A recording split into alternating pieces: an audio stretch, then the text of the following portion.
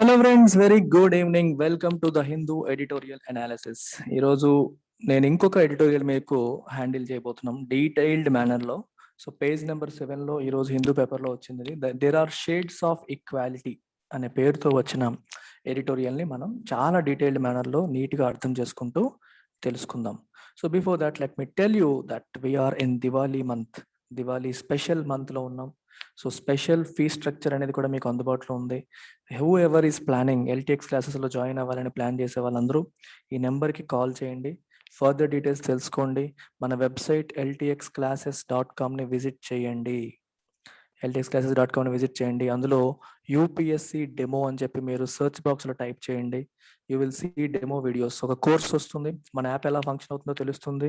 మీరు different faculty members యొక్క classes కూడా వినొచ్చు. అలాగే ఆప్షనల్ డెమో అని చెప్పి మీరు టైప్ చేస్తే డిఫరెంట్ ఆప్షనల్స్ మనం ఆఫర్ చేస్తున్నవి, వాటి యొక్క శాంపుల్ వీడియోస్ కూడా మీరు చూడొచ్చు.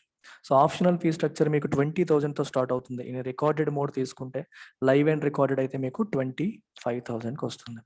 ఇంకా ఏంటంటే చాలా మంది స్టూడెంట్స్ బిగినర్స్ అన్నీ ఒకేసారి వద్దు అనుకునే వాళ్ళ కోసం ఎన్సీఆర్టీ ఫౌండేషన్ కోర్స్ ఉంది. మామూలుగా 15,000 ఫీజు, ఇది వీఆర్ ఆఫరింగ్ ఇట్ అట్ 12,000. సిమిలర్గా any single subject LTX classes యొక్క క్వాలిటీ మీకు తెలియాలంటే take any subject that you want. నేను ఎకానమీ టీచ్ చేస్తాను, ఎథిక్స్ టీచ్ చేస్తాను, సాయిరామ్ సార్ హిస్టరీ టీచ్ చేస్తారు, ఆనంద్ సార్ పాలిటీ టీచ్ చేస్తారు, ప్రసాద్ సార్ జాగ్రఫీ టీచ్ చేస్తారు, నారాయణమూర్తి సార్ ఎన్వైర్న్మెంట్. ఏదన్నా తీసుకోండి, ఏదైనా సరే మీకు 5,000కి వస్తుంది. And all courses come with life time validity. And beauty prelims test series కూడా లాంచ్ చేసేసాం. November 7th నుంచి మీకు 5th June నెక్స్ట్ ఇయర్ వరకు every Sunday there is a test. Subject wise టెస్ట్లు ఉన్నాయి. అలాగే మీకు ఫుల్ లెంత్ టెస్ట్లు, సీసాట్ మీద టెస్ట్లు అన్నీ కూడా ఇందులో ఉన్నాయి. ఆప్షనల్ ఇన్ఫినిటీ అని చెప్పాను ఇందాక. మీకు 5 ఆప్షన్స్ మనం ఆఫర్ చేస్తున్నాం. పబ్లిక్ అడ్మినిస్ట్రేషన్ పిఎస్ఐఆర్ నేను టీచ్ చేస్తాను. Anthropology, sociology Sairam sir teach చేస్తారు. Telugu literature is being taught by Sitapathi sir. Sitapathi sir MA MPhil చేశారు, పిహెచ్డి కూడా చేస్తున్నారు తెలుగు లిటరేచర్లో. సో ఆయన వీడియోస్ కూడా యూట్యూబ్లో ఉన్నాయి, పెట్టాను, చెక్ చేయండి. ఫీజు కూడా మీకు చాలా తక్కువ. అండ్ బ్యూటీ ఏంటంటే ఏది తీసుకున్నా సరే మీకు మిగిలిన ఆప్షన్స్కి కూడా నేను యాక్సెస్ ఇస్తాను. ఎందుకంటే ఒకవేళ మీరు ఫ్యూచర్లో స్విచ్ అవ్వాలనుకున్నా, లేదా 2-3 ఆప్షన్స్ చెక్ చేసి ఒకటి డిసైడ్ అవుదాం అనుకున్నా కూడా మీకు అది హెల్ప్ అవుతుంది. సింగిల్ తీసుకున్నా సేమ్ ఫీజు, అన్ని కలిపి తీసుకున్నా కూడా సేమ్ ఫీజే వస్తుంది. And everything comes with life time validity. And this is the number you have to call and this is our website. So ఇవాళ ఎడిటోరియల్ స్టార్ట్ చేద్దాం. టైం వేస్ట్ మరి చేయొద్దు. There are shades of equality అనే టైటిల్తో start అయింది. కింద చూస్తే మీకు the Kerala government's decision to reserve a higher proportion of scholarships for Muslims is justified. అంటే అర్థం ఏంటి? దీని కథ ఏంటో మనం తెలుసుకోవాలి. కేరళ గవర్నమెంట్ ఏం చేసిందంటే ఆ రాష్ట్రంలో ఉన్న మైనారిటీస్ కోసం, ఆ రాష్ట్రంలో ఉన్న మైనారిటీస్ని అప్లిఫ్ట్ చేయడానికి, వాళ్ళని సొసైటీలో మిగిలిన వాళ్ళతో ఈక్వల్గా చేయడం కోసమని స్కాలర్షిప్స్ అనౌన్స్ చేసింది. స్కాలర్షిప్స్ అనౌన్స్ చేయడం అనేది జరిగింది. అయితే స్కాలర్షిప్స్ అనౌన్స్ చేసినప్పుడు మీకు ఏం చేసిందంటే కేరళ గవర్నమెంట్, ఇక్కడ చూడండి, నేను ఒక ఆర్డర్లో వెళ్ళను, మీకు ఆర్టికల్కి ఎలా నేను చెప్పాలనుకుంటున్నాను ఆ ఫ్లోలో వెళ్తాను. We will use the content in the editorial, but line by line morning చేసినట్టుగా కాకుండా నేను డిఫరెంట్ మేనర్ వెళ్తాం. సో మైనారిటీ స్కాలర్షిప్స్ అనేది కాన్సెప్ట్ ఇక్కడ. సో ఏం చేసిందంటే కేరళ గవర్నమెంట్ 2015లో ఒక ఎగ్జిక్యూటివ్ డెసిషన్ ఆర్డర్ని పాస్ చేసింది. ఏమని? They are prescribing that minority communities will be entitled to scholarships. Minority కమ్యూనిటీస్కి స్కాలర్షిప్స్ ఇవ్వాలని. వీటిల్లో 80% వచ్చేసి ముస్లిమ్స్కి, 20% లాటిన్ క్యాథలిక్స్ అండ్ కన్వర్టెడ్ క్రిస్టియన్స్కి అలాట్ చేశారు. అయితే ఏం జరిగింది? దీన్ని కోర్టులో ఛాలెంజ్ చేయడం జరిగింది. ఎవరు ఛాలెంజ్ చేశారు? జస్టిన్ పల్లవిక తకల్ ఇతను ఛాలెంజ్ చేశారు వర్సెస్ స్టేట్ ఆఫ్ కేరళ. 2021లో దీన్ని ఛాలెంజ్ చేసి హైకోర్టులో కేసు వేశారు. అంటే ఎందుకు కేసు వేశారంటే చూడండి, ఇక్కడ ముస్లిం కమ్యూనిటీకి అంత ఎక్కువ ఎందుకు ఇచ్చేశారు, మిగిలిన కమ్యూనిటీకి ఎందుకు అంత తక్కువ ఇచ్చారు అనేది అక్కడ పెద్ద ప్రాబ్లం. అందుకని వాళ్ళు హైకోర్టులో కేసు వేస్తే హైకోర్టు ఏం చేసిందంటే it set aside the order. Government తీసుకున్న ఆర్డర్ని కొట్టిపారేసింది. కొట్టిపారేసి ఏమని చెప్పింది, all minorities must be treated alike అని చెప్పి తేల్చింది. అందరూ మైనారిటీస్ని ఒకేలాగా ట్రీట్ చేయాలి. ముస్లిమ్స్ని ఒకలాగా, మళ్ళీ క్రిస్టియన్స్ని ఒకలాగా ఎందుకు ట్రీట్ చేస్తున్నారు? Why are you giving more to Muslims and less to Christians అని చెప్పి ఈ పర్టికులర్ హైకోర్టు తేల్చేసింది. ఇంకా ఏముంటుందంటే ఓన్లీ రిలవెంట్ క్రైటీరియా ఏంటంటే షేర్ ఆఫ్ పాపులేషన్. వాళ్ళ పాపులేషన్ బట్టి మీరు ఇచ్చేయండి. ఫర్ ఎగ్జాంపుల్ ముస్లిమ్స్ 60 lakhs ఉన్నారు, క్రిస్టియన్స్ 30 lakhs ఉన్నారు అనుకోండి. సో క్రిస్టియన్స్కి ముస్లిమ్స్ డబల్ ఉన్నారు కాబట్టి అప్పుడు వాళ్ళకి ఇచ్చే షేర్ కూడా డబల్ ఇవ్వండి. అంటే ఇది ఏ రేషియోలో ఉందో అంటే 2:1 రేషియోలో. సో మీరు షేర్ కూడా 2:1 రేషియోలో షేర్ చేయండి, నాకేం ప్రాబ్లం లేదు. లేదా వాళ్ళు ముస్లిమ్స్ 80 మంది ఉన్నారు, క్రిస్టియన్స్ 20 మంది ఉన్నారు అనుకోండి, 4:1 రేషియోలో షేర్ చేయండి, మాకేం ప్రాబ్లం లేదు. అంటే పాపులేషన్ ఏ రేషియోలో ఉందో అదే రేషియో ప్రకారం మీరు స్కాలర్షిప్ని షేర్ చేయండి. అంతేగాని ముస్లిమ్స్కి గంపగుత్తగా ఎక్కువ ఎందుకు ఇస్తున్నారని చెప్పి హైకోర్ట్ ఆఫ్ కేరళ గవర్నమెంట్ ఆర్డర్ని కొట్టేసింది. గవర్నమెంట్ ఆర్డర్ని కొట్టేసి చేసేసరికి కేరళ ఏం చేసింది, ఖాళీగా కూర్చుందా? నో. కేరళ గవర్నమెంట్ ఏమైనా ఆర్గ్యూ చేసిందంటే తన పాలసీ అనేది it was based on the findings of Sachar committee report and the Kerala Padana report on the disadvantages faced by Muslims. మేము ఈ పర్టికులర్ పాలసీ తీసుకురావడం ఊరికే తీసుకురాలేదు. సచర్ కమిటీ రిపోర్ట్ ప్రకారం, కేరళ పదానా రిపోర్ట్ ప్రకారం, ముస్లిమ్స్ కోసం వాళ్ళు చేసిన అనాలిసిస్ ప్రకారం మేము ఈ డెసిషన్ తీసుకున్నామని చెప్పారు. అసలు ఈ సచర్ కమిటీ ఏంటి, కేరళ పదానా కమిటీ ఏంటి, అది కూడా చూద్దాం. సో సచర్ కమిటీ రిపోర్ట్ ఒకసారి మీరు చూస్తే దాంట్లో ఇంపార్టెంట్ ఆస్పెక్ట్స్ నేను ఆల్రెడీ హైలైట్ చేశాను. ఈ సచర్ అనే వ్యక్తి ఎవరంటే జస్టిస్ రాజేందర్ సచర్. ఒకసారి చూడండి, 2005 March 9 రోజున అప్పటి ప్రైమ్ మినిస్టర్ ఏం చేశారంటే హై లెవెల్ కమిటీని కాన్స్టిట్యూట్ చేయడానికి ఒక నోటిఫికేషన్ ఇచ్చారు. దేనికోసం? ముస్లిం కమ్యూనిటీ ఫేస్ చేస్తున్న ఇష్యూస్ ఏంటి, social, economic and educational status, వాళ్ళ స్టేటస్ ఏంటి, నాకు రిపోర్ట్ చేసి ఇవ్వండి అని చెప్పి ఒక హై లెవెల్ కమిటీని వేశారు. ఇందులో 7 మెంబర్స్ ఉన్నారు. దాని చైర్పర్సన్ వచ్చేసి జస్టిస్ రాజేందర్ సచర్. ఇది 2006లో సబ్మిటెడ్ ద రిపోర్ట్ అండ్ పార్లమెంట్లో November 30న అది ప్రవేశపెట్టడం అనేది జరిగింది. అయితే ఈ పర్టికులర్ రిపోర్ట్లో కీ ఫైండింగ్స్ ఏంటి అంటే ముస్లిమ్స్ పరంగా వాళ్ళు ఏం చెప్పారు, are Muslims better compare to other communities, are Muslims behind compare to other communities, కొన్ని ఇంపార్టెంట్ ఆస్పెక్ట్స్ నేను హైలైట్ చేశాను, మీరు ఒకసారి ఇక్కడ చూడొచ్చు. ఇందులో మీరు చూస్తే మొదటిది ఎడ్యుకేషన్ తీసుకోండి. ఎడ్యుకేషన్ పరంగా తీసుకుంటే ముస్లిమ్స్ యొక్క లిటరసీ రేట్ వచ్చేసి 59.1%, నేషనల్ యావరేజ్ ఏమో 64.8. దాని అర్థం ఏంటి, కంట్రీ యావరేజ్తో కంపేర్ చేస్తే ముస్లిమ్స్ యొక్క లిటరసీ తక్కువ ఉంది, అంటే ఎడ్యుకేషన్లో వాళ్ళు వెనకబడి ఉన్నారు కంపేర్ టు నేషనల్ యావరేజ్. అది లిటరసీ పరంగా. హైయర్ ఎడ్యుకేషన్ పరంగా తీసుకున్నా సరే 2001 సెన్సస్ ప్రకారం 20 సంవత్సరాలు పైబడిన వాళ్ళలో 7% పాపులేషన్కి డిప్లొమాలు ఉన్నాయి. హైయర్ ఎడ్యుకేషన్ అంటే తెలుసు కదా, మనకి గ్రాడ్యుయేషన్ ఉండాలి, ఏదో డిప్లొమా కానీ గ్రాడ్యుయేషన్ కానీ చేసిన వాళ్ళు కేవలం 7% ఆఫ్ పాపులేషన్, ఓవరాల్ పాపులేషన్లో. అదే మీరు ముస్లిమ్స్లో చూస్తే కేవలం 4%. అండ్ ఇండియా మొత్తం తీసుకుంటే ప్రతి 100 మందిలో 7 మాత్రమే గ్రాడ్యుయేట్స్ ఆర్ డిప్లొమా హోల్డర్స్. అదే ముస్లిమ్స్లో తీసుకుంటే ప్రతి 100 మందిలో కేవలం 4 మాత్రమే డిప్లొమా ఆర్ గ్రాడ్యుయేషన్ హోల్డర్స్. అంటే అంత తక్కువ మంది ఉన్నారు. ఇంకా ఏం చెప్తుంది రిపోర్ట్ అంటే చూడండి, gap between Muslims and other socio religious categories, అంటే అదర్ ఈ రిలీజియస్ కేటగిరీస్కి ఉన్న గ్యాప్ అనేది హైయర్ ఎడ్యుకేషన్, ఇంకా ఎడ్యుకేషన్ లెవెల్ పెరిగే కొద్దీ గ్యాప్ కూడా పెరిగిపోతూ వస్తుంది. మీరు గ్రాడ్యుయేషన్ అన్నారు, పోస్ట్ గ్రాడ్యుయేషన్ తీసుకున్నారనుకోండి గ్యాప్ ఇంకా పెరిగింది, పిహెచ్డి తీసుకున్నారనుకోండి గ్యాప్ ఇంకా పెరిగిపోతుంది. అంటే ముస్లిమ్స్ నేషనల్ యావరేజ్తో కంపేర్ చేస్తే ఎడ్యుకేషన్లో వెనకబడి ఉన్నారు, హైయర్ ఎడ్యుకేషన్లో వెనకబడి ఉన్నారు, లిటరసీ రేట్లో కూడా వెనకబడి ఉన్నారు. మరి ఎడ్యుకేషన్లో వెనకబడి ఉండే వాళ్ళు ఎంప్లాయ్మెంట్లో వెనకబడి ఉంటారా? డెఫినెట్గా వెనకబడి ఉంటారు. ఎంప్లాయ్మెంట్ పరంగా తీసుకున్నా సరే వర్కర్ పాపులేషన్, అంటే ముస్లిమ్స్లో ఎంతమంది వర్కింగ్ పాపులేషన్ ఉన్నారనే ఆస్పెక్ట్ మీరు తీసుకుంటే అది కూడా సిగ్నిఫికెంట్లీ లోవర్ దాన్ అదర్ ఎస్ఆర్సీస్, అంటే మిగిలిన కమ్యూనిటీస్, క్రిస్టియన్స్ లేకపోతే హిందూస్ లేకపోతే వేరే కమ్యూనిటీస్తో పోల్చుకుంటే ముస్లిమ్స్లో వర్కర్ పాపులేషన్ చాలా తక్కువ. మీరు జనరల్గా ముస్లిమ్స్ అందరూ కూడా ఎక్కువగా సెల్ఫ్ ఎంప్లాయిడ్, కూరగాయలు అమ్ముతుంటారు, పళ్ళు అమ్ముతుంటారు, మటన్ షాపులు చేసుకుంటారు, వాళ్ళ బిజినెస్ల్లో ఉంటారు ఎక్కువగా. వర్కింగ్ అంటే జాబులు చేసే ముస్లిమ్స్ చాలా చాలా తక్కువ. సో గవర్నమెంట్ ఎంప్లాయ్మెంట్లోను అన్ని రకాల్లో కూడా వాళ్ళు వెనకబడి ఉన్నారు. అర్థమైందా? ఇది అందుకని ఇలాంటి రిపోర్ట్ని బేస్ చేసుకొని మేము ఈ పర్టికులర్ పాలసీని తయారు చేశామని చెప్పి కేరళ గవర్నమెంట్ అంటుంది. అర్థమైందా? మేము ఊరికే ముస్లిమ్స్కి ఎక్కువ ఇవ్వాలని అనుకోలేదు.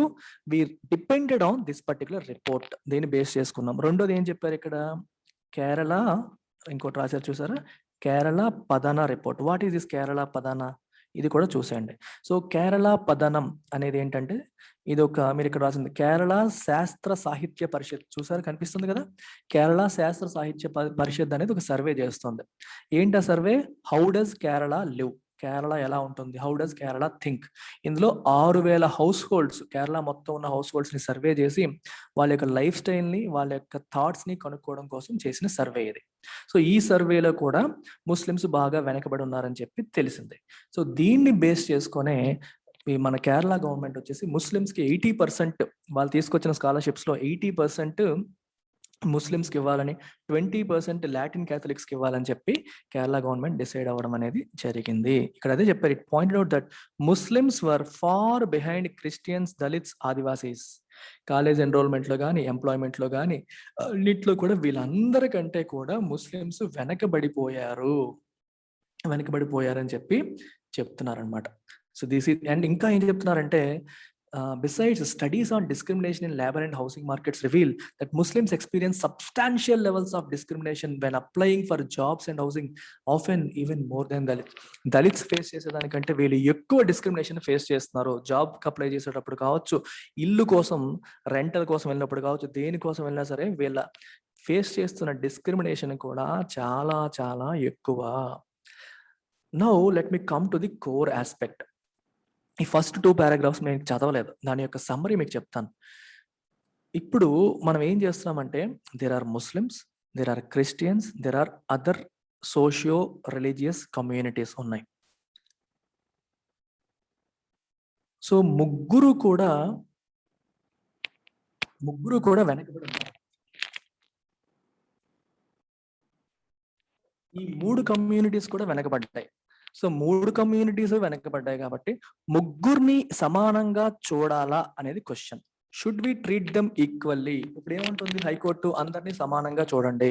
మీరు కావాలంటే పాపులేషన్ క్రైటీరియా ప్రకారం షేర్ చేయండి, అంతేగాని ఇష్టం వచ్చినట్టు ఇలా చేయకూడదు, అందరినీ సమానంగా చూడాలని చెప్పి ఎవరు చెప్తున్నారు? హైకోర్టు చెప్తుంది. ఈ పాయింట్ ని కౌంటర్ చేయడానికి ఆదర్ ఒక స్ట్రాటజీ తీసుకున్నారు. సో లెట్ మీ ఆదర్ ఏం చెప్తున్నారంటే, ఒక క్లాస్ రూమ్లో ఒక టీచర్ ఉంటారు. క్లాస్ రూమ్లో బాగా తెలివైన పిల్లలు, ఎక్సలెంట్ ఐక్యూ ఉన్నవాళ్ళు, యావరేజ్ ఐక్యూ ఉన్నవాళ్ళు, బిలో యావరేజ్ ఐక్యూ ఉన్న పిల్లలు కూడా ఉంటారు. టీచర్ చెప్పేది ఎక్సలెంట్ ఐక్యూ ఉన్న వాళ్ళకి ఒకసారి చెప్పగానే అర్థమవుతుంది. వీళ్ళకి 2 times చెప్పాల్సి వస్తుంది. వీళ్ళకి ఎక్స్ట్రా క్లాస్ తీసుకోవాల్సి వస్తుంది. కెన్ వి సే దట్ టీచర్కి వీళ్ళంటే ఇష్టం అందుకే వాళ్ళకి ఎక్స్ట్రా క్లాస్ తీసుకున్నారు, టీచర్కి వీళ్ళంటే ఇష్టం అందుకే వాళ్ళకి 2 సార్లు చెప్పారు అని అంటామా? మనం అనం. ఎందుకనం? బికాజ్ వీళ్ళకి ఒకసారి చెప్తే అర్థమైపోయింది, దే డోంట్ నీడ్ ఇట్. కానీ వీళ్ళకి ఈ యావరేజ్ వాళ్ళని ఎక్సలెంట్ వాళ్ళ దగ్గరికి తేవాలంటే ఎక్స్ట్రా చెప్పాల్సి వచ్చింది. బిలో యావరేజ్ వాళ్ళని కూడా ఆన్ పార్ తేవాలంటే ఎక్స్ట్రా క్లాస్ తీసుకోవాల్సి వచ్చింది.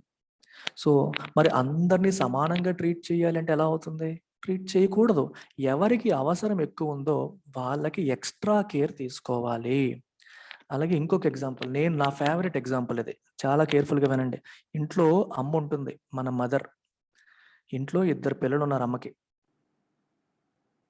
ఒక అతను ఫిజికల్లీ ఛాలెంజ్డ్, ఫిజికల్లీ హ్యాండిక్యాప్డ్, ఇంకొక అతను నార్మల్. అమ్మ ఇద్దరిని సమానంగా చూడాలని మనం కోరుకుంటామా? ఇతనికి ఎక్స్ట్రా కేర్ ఇవ్వాలని కోరుకుంటామా? చెప్పండి మీరు. Obviously all of you will say this person needs extra care. ఎందుకంటే అతను ఫిజికల్లీ హ్యాండిక్యాప్డ్, ఫిజికల్లీ ఛాలెంజ్డ్. ఎవరికైతే వీళ్ళిద్దరూ ఈక్వల్ కాదు కదా, అందుకే there is a saying which says equality exists among equals. Equals మధ్యలో మాత్రమే ఈక్వాలిటీ అనేది ఉంటుంది.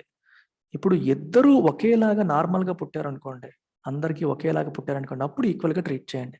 ఒకడు ఫిజికల్లీ ఛాలెంజ్డ్, ఇంకొకడు నార్మల్ వ్యక్తి, వాళ్ళు ఈక్వల్స్ కాదు, they are unequals. Equality doesn't exist among unequals. ఇద్దరు అన్ఈక్వల్స్ ని ఒకలాగా ట్రీట్ చేయడం కరెక్ట్ కాదు, ఇద్దరు ఈక్వల్స్ ని వేరేలాగా ట్రీట్ చేయడం కూడా కరెక్ట్ కాదు. అరిస్టాటిల్ అంటాడమ్మా ఈ మాట, చాలా ఇంపార్టెంట్ ఆస్పెక్ట్, గుర్తుపెట్టుకోండి అది. మీకు you can use this quotation. Aristotle says you should not treat equals unequally, you should not treat unequals equally. అన్ఈక్వల్స్ని ఈక్వల్గా ట్రీట్ చేయకూడదు, ఈక్వల్స్ని అన్ఈక్వల్గా ట్రీట్ చేయకూడదు అని అరిస్టాటిల్ అంటారు. అంటే అరిస్టాటిల్ చెప్పిన విధానం, సెన్స్ వేరు. అలాగే మనం పాలిటీలో ఫండమెంటల్ రైట్స్లో కూడా చదువుకుంటాం, equality exist among equals only, equality doesn't exist among unequals.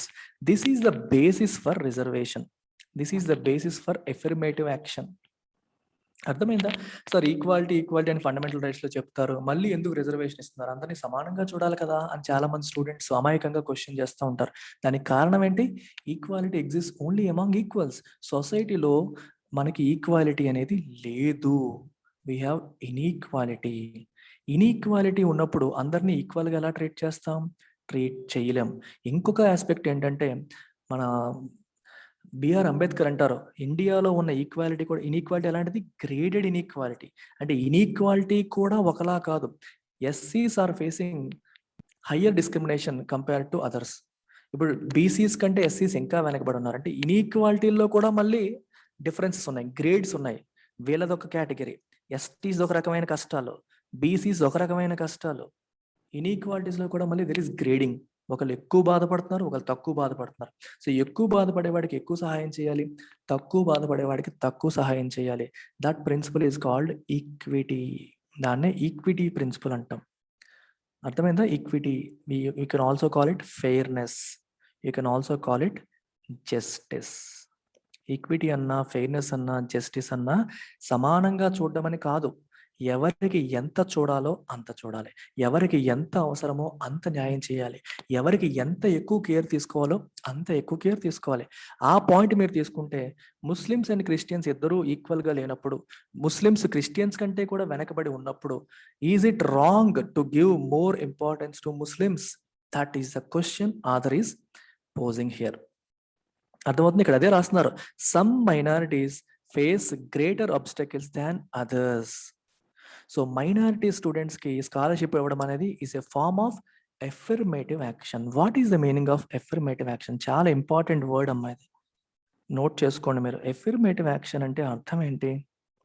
ఇప్పుడు సొసైటీలో మీరు ఎడ్యుకేషన్ తీసుకోండి, ఎంప్లాయ్మెంట్ తీసుకోండి, రిప్రజెంటేషన్ అన్ని కమ్యూనిటీస్కి ఒకేలాగా ఉందా? ఇందాకే మీకు చెప్పాను, సచ్చర్ కమిటీ రిపోర్ట్ ఏం చెప్పింది? నేషనల్ యావరేజ్ 64.8% ఉంది లిటరసీలో, కానీ ముస్లిం కమ్యూనిటీది 59.1 ఉంది. అంటే ఎడ్యుకేషన్లో ముస్లిమ్స్ ఆర్ అండర్ రిప్రజెంటెడ్, ఎంప్లాయ్మెంట్లో కూడా ముస్లిమ్స్ ఆర్ అండర్ రిప్రజెంటెడ్. అంటే రిప్రజెంటేషన్ అనేది సమానంగా లేదు, వీళ్ళు వెనకబడి ఉన్నారు. వెనకబడి ఉన్న వాళ్ళని అప్లిఫ్ట్ చేయడానికి, వాళ్ళని కూడా ఇంక్లూడ్ చేయడానికి, మిగిలిన వాళ్ళతో సమానంగా ఆన్ పార్ తేవడానికి ప్రభుత్వం తీసుకునే any policy action is called affirmative action. It can be giving scholarships. డబ్బులు లేక చదవలేకపోతున్న వాళ్ళకి స్కాలర్షిప్స్ ఇవ్వడం ద్వారా ఈ రోజు ఇల్లిటరేట్గా ఉన్న ముస్లిం రేపు పొద్దున్న లిటరేట్ అవ్వచ్చు. అలాగే హాస్టల్స్ ప్రొవైడ్ చేయడం ద్వారా సిటీస్కి వాళ్ళు వచ్చి చదువుకునే అవకాశాన్ని కల్పించవచ్చు. సెపరేట్గా వాళ్ళకి మైనారిటీ ఎడ్యుకేషనల్ ఇన్స్టిట్యూషన్స్ ఇన్స్టిట్యూట్ చేయడం ద్వారా వాళ్ళకి చదువుకి వాళ్ళకి సెపరేట్గా ఫోకస్ చేయడానికి అవుతుంది. All these can be called affirmative actions. And reservations ఇవ్వడం కూడా ఎఫర్మేటివ్ యాక్షనే. Reservation is one of the affirmative actions. వాళ్ళని ఎంకరేజ్ చేయడానికి, అప్లిఫ్ట్ చేయడానికి ప్రభుత్వం చేసే ప్రతి ఒక్క పని కూడా ఎఫర్మేటివ్ యాక్షనే. సో అందుకని స్కాలర్షిప్స్ కూడా one form of affirmative action. Idea ఏంటి? The aim is to facilitate students from these communities to study and reduce inequalities between different communities. ఇప్పుడు ముస్లిమ్స్కి క్రిస్టియన్స్కి మధ్యలో కూడా ఇన్ఈక్వాలిటీస్ ఉన్నాయి, అవి తగ్గాలి. అదే నిజంగా గోల్ అయితే, if that is the goal, the only sensible policy is one which identifies the most disadvantaged groups. This is what exactly Kerala government did. అర్థమైందా? నిజంగా ఇన్ఈక్వాలిటీస్ని తగ్గించాలని మనం డిసైడ్ అయితే ఏంటి సెన్సిబుల్ పాలసీ? ఎవరు బాగా డిసడ్వాంటేజ్గా ఉన్నారో వాళ్ళని ఐడెంటిఫై చేసి వాళ్ళకి మనం ఎక్కువ కేర్ తీసుకోవాలి, వాళ్ళకి ఎక్కువగా ఇవ్వాలి. అందుకనే reserving higher proportion of scholarships for Muslims is justified. So వాళ్ళకి ఎక్కువగా స్కాలర్షిప్ ఇవ్వడం జస్టిఫైడ్ అని చెప్పి ఆథర్ అంటున్నారనమాట. చూడండి అదే రాశారు, the different kinds of backwardness of a community must be considered while awarding scholarship schemes. వాళ్ళ బ్యాక్వర్డ్నెస్ ఎంత, ఎవరు ఎక్కువగా బ్యాక్వర్డ్ ఉన్నారనే విషయాన్ని కూడా అందరూ బ్యాక్వర్డ్ అని చెప్పి తేల్చేయకూడదు. ఎవరు ఎక్కువ బ్యాక్వర్డ్ ఉన్నారో వాళ్ళకి ఎక్కువ సెల్ఫ్ అనేది చేయాలి. అలా కాకుండా ఏం చేసినా సరే that defeats the purpose of offering scholarships. అర్థమైందా? ఎవరు ఎక్కువ సఫర్ అవుతున్నారో వాళ్ళకి ఎక్కువగా ఇవ్వాలి. మరి హైకోర్టు ఏం చేసిందంట, ఇది ఒక బ్లైండ్ ఈక్వాలిటీ అప్రోచ్ తీసుకుంది హైకోర్టు. అందరికీ ఈక్వల్ గా చూసేయండి అని చెప్పి బ్లైండ్ ఈక్వాలిటీ అప్రోచ్ తీసుకుంది. అందుకే high court prohibited an allocation sensitive to the social reality. Social realities కి సెన్సిటివ్ గా, అంటే సోషల్ రియాలిటీ ఏంటి, Muslims are far more backward than Christians, so let's do more for them compare to Christians. అది if you are sensitive to social reality అలా చేస్తావు. కానీ high court చేసిన పని ఏంటి, ప్రొహిబిషన్. అలా చేయకుండా బ్లైండ్ ఈక్వాలిటీ అప్రోచ్ని ఫాలో అవ్వమని చెప్పింది. ఇన్ఫాక్ట్ సుప్రీంకోర్టు కూడా ఇంతకుముందు ఒక కేసులో B K Pavitra versus union of India కేసులో సుప్రీంకోర్టు ఏం చెప్పింది, for equality to be truly effective and substantive the principle must recognise existing inequalities in society to overcome them. Equality అనేది ఎఫెక్టివ్ అవ్వాలంటే ఎగ్జిస్టింగ్ ఇన్ఈక్వాలిటీస్ మనం రికగ్నైజ్ చేయాలి, దాన్ని బట్టి మనం యాక్షన్ అనేది తీసుకోవాలి, అది అంటున్నారు ఇక్కడ. సో అందుకని సుప్రీంకోర్టు హైకోర్టు చేసిన తప్పుని కరెక్ట్ చేస్తుందని చెప్పి మనం ఆశిద్దాం అని చెప్పి అంటున్నారు. So that's what they are trying to say. అంతే, మిగిలినంతా కూడా నార్మలే. ఇంకా చూడండి, one of Ambedkar's great insights was that the caste system is a form of graded inequality. Graded, ఒక చూడండి, ఈక్వల్ గా లేదు డిస్క్రిమినేషన్. కొందరికి ఎక్కువ డిస్క్రిమినేషన్ ఉంది, కొందరికి తక్కువ డిస్క్రిమినేషన్ ఉంది, కొందరికి డెవలప్మెంట్ కొందరిలో బాగా తక్కువ ఉంది, కొందరికి మామూలుగా తక్కువ ఉంది. సో అందుకని గ్రేడెడ్ ఇన్ఈక్వాలిటీ. ఎస్సీస్ కి, ఎస్టీస్ కి, బీసీస్ కి మధ్యలో ఇన్ఈక్వాలిటీస్ అనేవి ఒకేలాగా లేవు, అందుకే అంటున్నారు. So even when we identify disadvantaged caste or communities, we need to remember the forms of inequality and hierarchy among them. వాళ్ళలో మధ్యలో హైరార్కీని మనం ఐడెంటిఫై చేయాలి. మరి హైకోర్టు చేసిన పని అది ఫార్బిడ్ చేయాలి, హైకోర్టు అది ఫాలో అవ్వట్లేదు. అర్థమవుతుందా అందరినీ? హైకోర్టు ఏం చెప్తుంది, we need to treat everyone alike regardless of any inequalities అని చెప్పి చెప్తోంది. అది కరెక్ట్ కాదు. We should not let such bad reasoning obstruct affirmative efforts to remove inequality. అలా మనం చేయకూడదు. The fight against inequality is too important for that. We should not let this bad reasoning of high court to affect it. అర్థమైంది కదా? Thank you very much. Take care, bye.